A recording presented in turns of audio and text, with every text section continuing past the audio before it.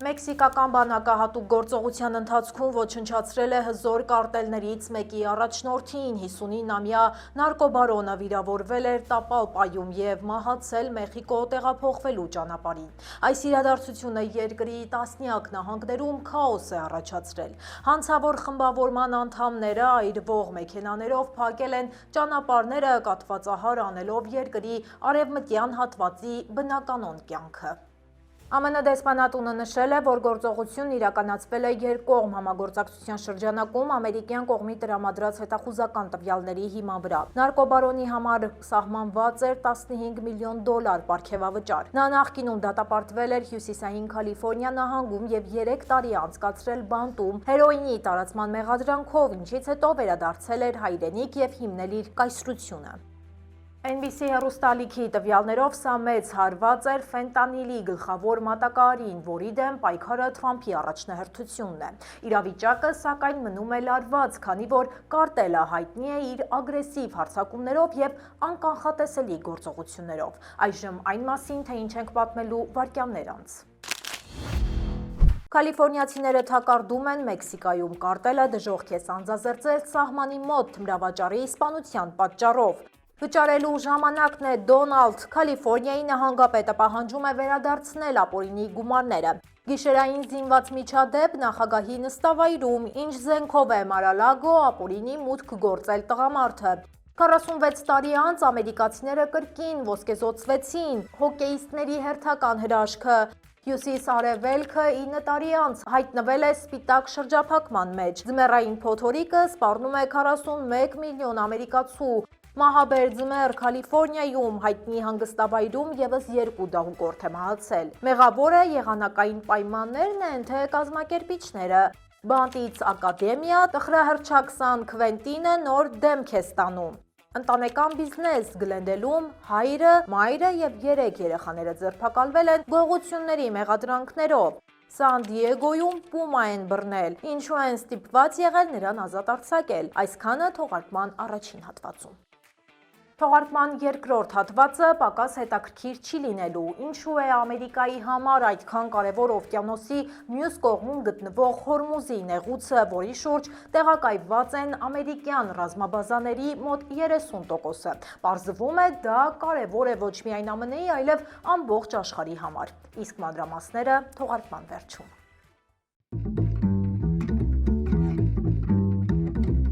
Բարև ձեզ, դուք միացել եք Glendale News-ին։ Ես Լենա Կարապետյանն եմ և ինչպես միշտ ձեզ կներկայացնեմ Ամերիկայում տեղի ունեցող ամենաքննարկվող կարևոր իրադարձությունների մասին, պարզ ու հասկանալի ձևով։ Ձեր ակտիվությունը լայքերի և կոմենտների միջոցով մեզ համար պարզապես թվեր չէ, դա աջակցություն է, վստահություն և մեծ մոտիվացիա առաջ շարժվելու համար։ Ի դեպ, եթե ունեք բիզնես Ամերիկայում և ցանկանում եք ձեր ծառայությունը կամ ապրանքը ներկայացնել հայկական լայն լսարանին, մենք բաց ենք համագործակցության համար։ Glendale News-ը փնտրում է հովանավորների և գործընկերների, ովքեր ցանկանում են աճել մեր համայնքի հետ միասին։ Մանրամասների համար կարող եք կապ հաստատել գրելով մեզ Facebook-ով կամ Instagram-ով։ Իսկ հիմա անցնենք այսօրվա ամենակարևոր թեմաներին։ Կալիֆոռնիացի զբոսաշրջիկները թակարդված են Մեքսիկայում։ Ամերիկացիներին Պուերտո Վալյարտայում հորդորել են մնալ շինությունների ներսում, երբ կարտելի զինյալները սկսել են արյունալի հաշվեհարդար իրենց ղեկավարի սպանությունից հետո։ Բռնությունները տարածվել են երկրի արևմտյան ափով դեպի Կալիֆոռնիա։ Հարյուրավոր ամերիկացի զբոսաշրջիկներ մնացել են մեքսիկական հյուրանոցներում թակարդված, բազմաթիվ չվերթներ դեպի ԱՄՆ չեղարկվել են։ ԱՄՆ պետդեպարտամենտը հորդորել է ամերիկացիներին ապաստանել տեղում, խոստացել է քայլեր ձեռնարկել պաշարման մեջ հայտնվածներին փրկելու ուղղությամբ։ Հարյուրավոր ամերիկացիներ էլ թակարդվել են երկրի ներսում շաթդաունի պատճառով։ Լոս Անջելեսի միջազգային օդանավակայանում ուղևորները կիրակի առավոտյան բախվել են երկար հերթերի և խառնաշփոթի, երբ դաշնային պաշտոնյաները հայտարարել են TSA PreCheck և Global Entry ծրագրերի կասեցման մասին կառավարության մասնակի շաթդաունի պատճառով։ Դա առաջացրել է զգալի ուշացումներ, որոշ ուղևորներ կորցրել են իրենց թռիչքները, քանի որ սպասման ժամանակը աճել է։ TSA Pre-Check-ն ավելի ուշ վերաբացվել է, բայց օդանավակայանի աշխատակիցները զգուշացրել են, որ գործառույթները կարող են կրկին փոխվել ցանկացած պահի։ Ավելի վաղ կիրակի օրը օդանավակայանի պաշտոնյաները հայտարարել են, որ ԱՄՆ ներքին անվտանգության դեպարտամենտը հրամայել է փակել TSA Pre-Check գծերը եւ դադարեցնել Global Entry-ի ժամանման մշակումը մասնակից օդանավակայաններում շաթդաունի շարունակվելու պատճառով։ Արդյոք Թրամփը կփոխհատուցի իր նախաձեռնության արդյունքում ֆինանսական վնասներ կրած ամերիկացիներին։ Կալիֆոռնիայի նահանգապետ Նյուսոմը կոչ է արել Թրամփի վարչակազմին անհապաղ տոկոսներով վերադարձնել չեկերը ամերիկացիների։ Նահանգապետի գրասենյակը հողում է կատարել ելի զեկույցին, ըստ որի մաքսերի պատճառով անցյալ տարի միջին վիճակագրական ընտանիքը կորցրել է $1751։ Այս կոշտ պահանջը հնչել է այն բանից հետո, երբ Գերագույն դատարանը ուրբաթ օրը անօրինական է ճանաչել նախագահի սահմանած համապարփակ մաքսատուրքերը։ Կալիֆոռնիան դեռ անցյալ տարի դատական հայց էր ներկայացրել վարչակազմի դեմ, վիճարկելով արտակարգ միջազգային տնտեսական լիազորությունների մասին օրենքի կիրառումը։ Նահանգը պնդում է, որ նախագահ Թրամփը չուներ միակողմանիորեն նման լայնածավալ մաքսատուրքեր սահմանելու լիազորություն։ Այժմ սպասվում է, որ որոշումը կխթանի ընկերությունների կողմից փոխհատուցման պահանջների մեծալիք հետ ստանալու վճարված միլիարդավոր դոլարները։ Թրամփը չի հանձնվում։ Սպիտակ տանը կայացած ճեպազրույցի ժամանակ նա հայտարարել է նոր գլոբալ մաքսատուրքը մինչև 15% բարձրացնելու մասին։ Նախագահը հստակեցրել է, որ սակագնային այս կտրուկ փոփոխությունը պատասխանն է Գերագույն դատարանի վերջին որոշմանը, որով նրա նախորդ գլոբալ սակագները ճանաչվել էին անօրինական եւ չեղարկվել էին։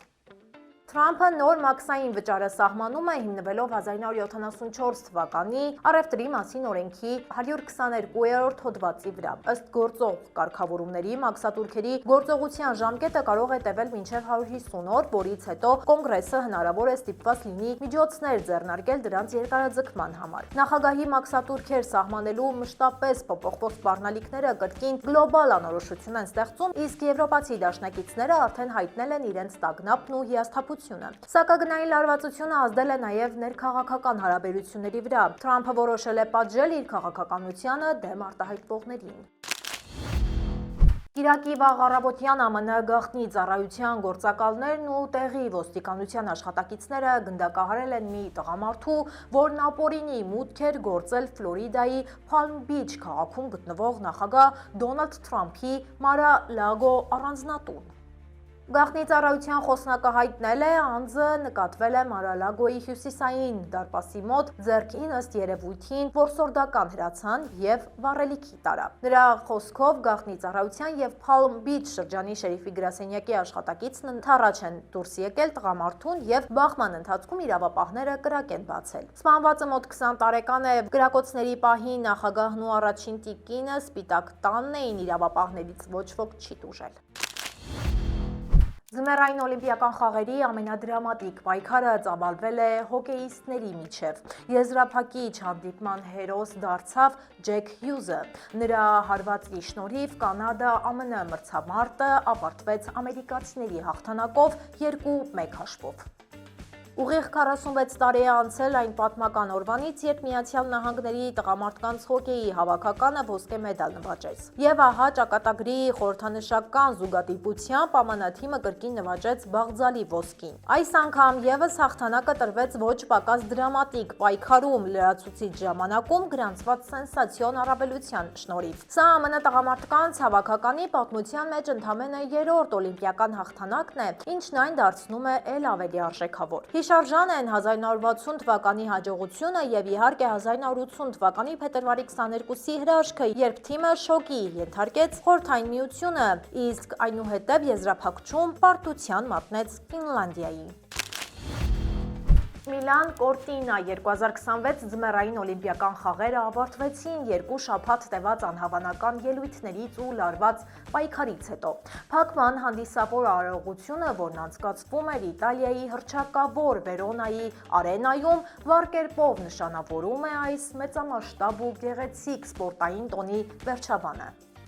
ԱՄՆ հավաքականը այս խաղերում գրանցեց խիստ տպավորիչ արդյունքներ, ընդհանուր առմամբ նվաճելով 33 մեդալ, որոնցից 12-ը ոսկե։ Այս փայլուն ցուցանիշով ամերիկացիները մեդալային պաշտոնական աղյուսակում զիջում են միայն Նորվեգիային, որն այս անգամ կարողացել է վաստակել 18 ոսկի։ ԱՄՆ հյուսիս-արևելքը հայտնվել է պատմական փորձության առջև։ Ձմեռային փոթորիկը վերածվելով հզոր ցիկլոնի կաթվածահար է արել տարածաշրջանի կյանքը, ավելի քան 40 միլիոն բնակիչներ Բոստոնում, Ֆիլադելֆիայում և Նյու Յորքում բախվել են ձյան հզոր տեղումների ու կատաղի քամիներին։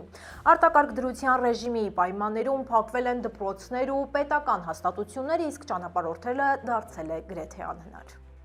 Նյու Յորք քաղաքը, որը վերջին 9 տարվա ընթացքում չէր տեսել ձնաբքի նախազգուշացում, այժմ սպասում է ռեկորդային տեղումների։ Կանխատեսվում է 13-ից 18 դյույմ ձյուն, իսկ քամու արագությունը կարող է հասնել ժամում 55 մղոնի։ Ազգային եղանակային ծառայությունը զգուշացնում է նաև էլեկտրաէներգիայի հավանական անջատումների եւ ափամերձ շրջաներում Դելավերից մինչև Լոնգ Այլենդ ջրհեղեղների վտանգի մասին։ Մասնագետները հորդորում են բնակիչներին մնալ տանը, քանի որ երկուշաբթի օրվա երթևեկությունը լինելու է լիովին խափանված, իսկ ճանապարհները չափազանց վտանգավոր։ Լեյք Թաոյի տարածքում գտնվող Heavenly լեռնադահուկային հանգստավայրում երկու տղամարդ է մահացել իրար հետ կապ չունեցող առանձին միջադեպերի հետևանքով։ Նրանցից մեկը 33 տարեկան էր, նրան գտել են արահետներից մեկի վրա եւ տեղափոխել հիվանդանոց, բայց կյանքը փրկել չի հաջողվել։ Երկրորդը 58 տարեկան էր, նրան գտել են այլ արահետի վրա տեղափոխել բուժկետ, որտեղ հաստատվել է մահը։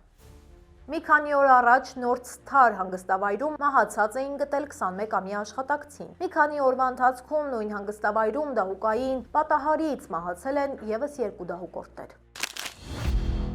Կալիֆորնիայի նահանգապետը հանրությանը ներկայացրել է Սան Ֆրանցիսկոյի ծովածոցի տարածքում գտնվող տխրահռչակ Սան Քվենտին բանտի խոշոր ձևափոխությունը 240 միլիոն դոլար արժողությամբ աշխատանքներից հետո Սան Քվենտինը դառնում է ուսումնական կենտրոն։ Այն կօգնի դատապարտյալներին նոր հմտություններ ձեռք բերել ու ազատ արձակվելուց հետո կայուն աշխատանք գտնել։ Կենտրոնն առաջարկելու է հիմնականում կրթություն, արհեստագործական և քոլեջի դասընթացներ։ Նոր մեդիա կենտրոնում դատապարտյալները կարող են լրագրության և տեսաարտադրության հմտություններ սովորել։ Առաջարկում է նաև ծրագրավորման 6-ամսյա դասընթաց։ Կենտրոնն ամբողջությամբ կգործարկվի 2026 թվականի գարնանը։ 1954 թվականին բացված Սան Քվենտինը Կալիֆորնիայի ամենահին բանտն է, որտեղ այժմ պատիժ է կրում ավելի քան 3000 դատապարտյալ։ Այստեղ էր գտնվում տղամարդկանց համար նախատեսված ԱՄՆ-ի մահապարտների ամենամեծ բաժանմունքը։ Այս բանտում են պահվել նաև բազմաթիվ վտանգավոր հանցագործներ, որոնք հանրությանը հայտնի են ֆիլմերից ու գրքերից։ Գլենդելի ոստիկանական բաժանմունքը ձերբակալել է 5 հոգուց բաղկացած ընտանիքի, որը գործել է որպես պրոֆեսիոնալ գողերի խմբավորում։ Խումբը կազմված է եղել ամուսնուց, կնոջից և 3 զավակներից, մեկը անչափահաս և 2-ը չափահաս։ Տևական հետաքննությունից հետո 2026 թվականի փետրվարի 4-ին ոստիկաններին հաջողվել է հայտնաբերել ու կալանավորել խմբի բոլոր անդամներին։ Տան խուզարկության արդյունքում առգրավվել են բազմաթիվ կեղծ նույնականացման փաստաթղթեր և անձնագրեր, վերակոդավորված վարկային քարտեր, գողացված կեղծ ու իրական զարդեր, հագուստ և կանխիկ գումար։ Բացի այդ, գտնվել են նրանք, որոնք անմիջականորեն կապված են այս գողության հետ։ Ընտանիքի բոլոր 5 անդամները այժմ ձերբակալված են, նրանց դեմ պաշտոնապես առաջադրվել է խոշոր չափերի գողության և խարդախության հետ կապված տարբեր մեղադրանքներ։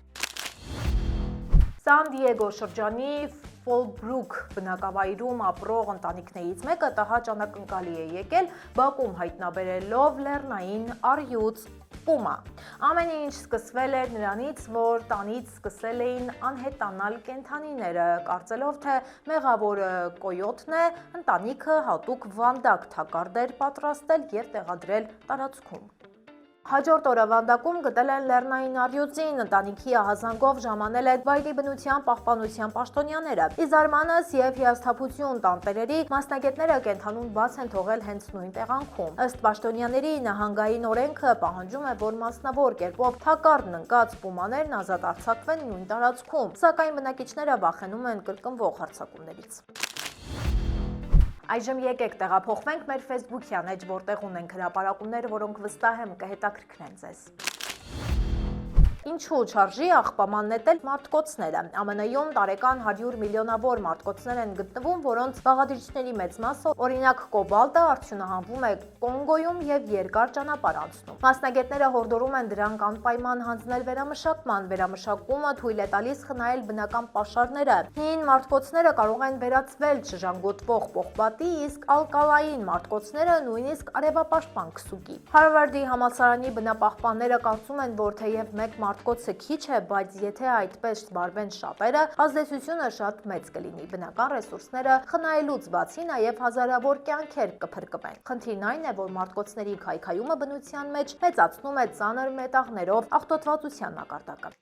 Թրամփի հարսը Լարա Թրամփը դեմ է դուրս եկել սոցցանցերին, Կոնգրեսը եւ Սպիտակ տունը պետք է լրջորեն մտածեն 16-ից ցածր երեխաների համար սոցիալական ցանցերի արգելքի մասին, որպեսզի ծնողները կարողանան ասել ոչ, դա անօրինական է, հայտարարել է Լարան։ Նրա խոսքով պատճառները ակնհայտ են, ոչ միայն ծախսված ժամանակն են, շաբաթական առնվազն 20-ը միջին աղջկա համար, այլ նաեւ հոգեկան առողջության խնդիրները։ Բազմաթիվ դպրոցներում սմարթֆոնների արգելքը լավ սկիզբ է համարում Լարա Թրամփը, վստահ է, որ տեխնոլոգիական հսկաները մեծ դիմադրություն չեն ցուցաբերի։ Տարիքի հաստատման ծրագրակազմ ստեղծելը կլինի նրանց կողմից առաջարկվող լավագույն լուծումը, որի օգտին պատրաստ են աշխատել եւ հանրապետականները եւ դեմոկրատները։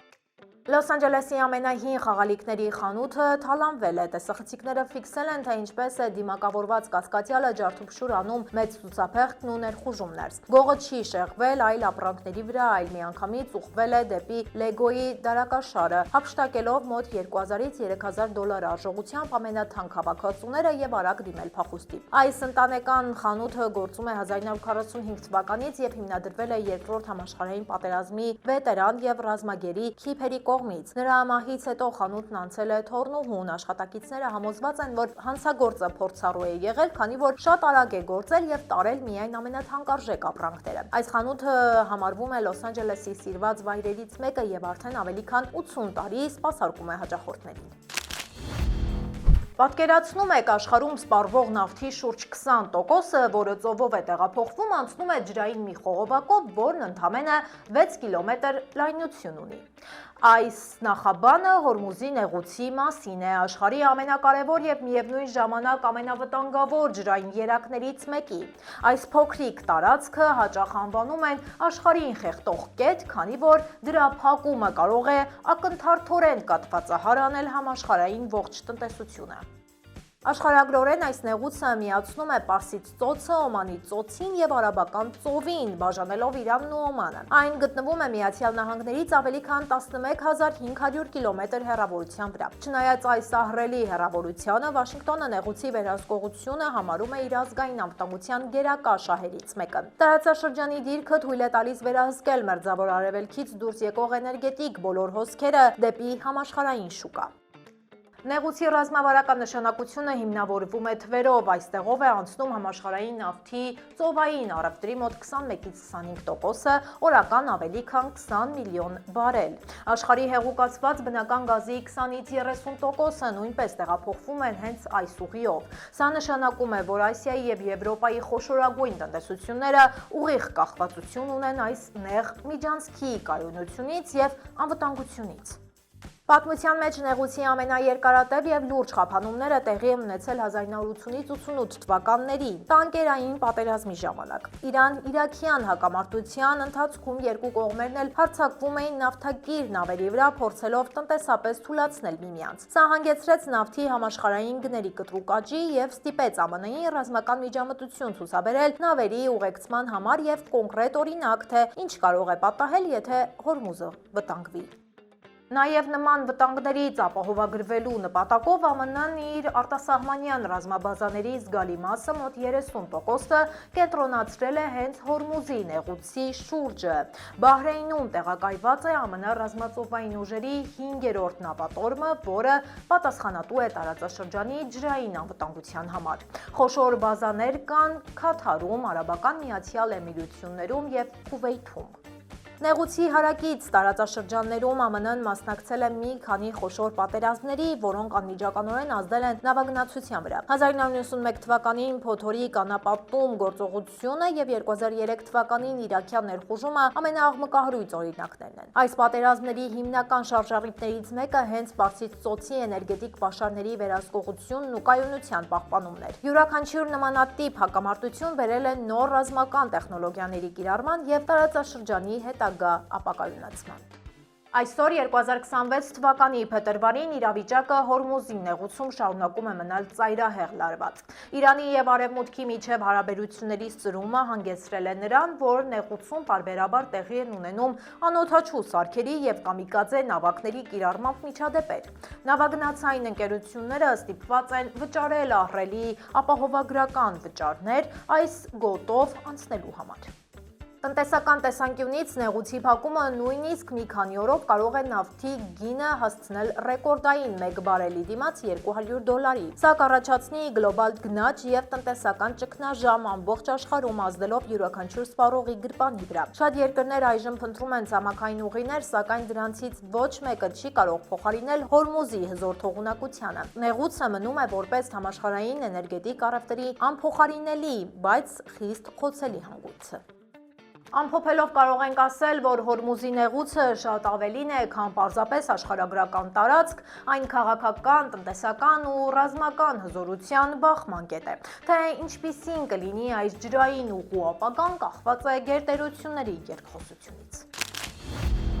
Ես ու իմ գործընկերները այսքանն էինք առանձնացրել այսօրվա համար, լավ շաբաթ եմ մաղթում եւ ուրախ նորություններ, իսկ մենք ուրախանում ենք ձեր լայքերն ու մեկնաբանությունները տեսնելով, սպասում ենք բոլորիդ, կհանդիպենք վաղը ժամը 5-ին, հաջողություն։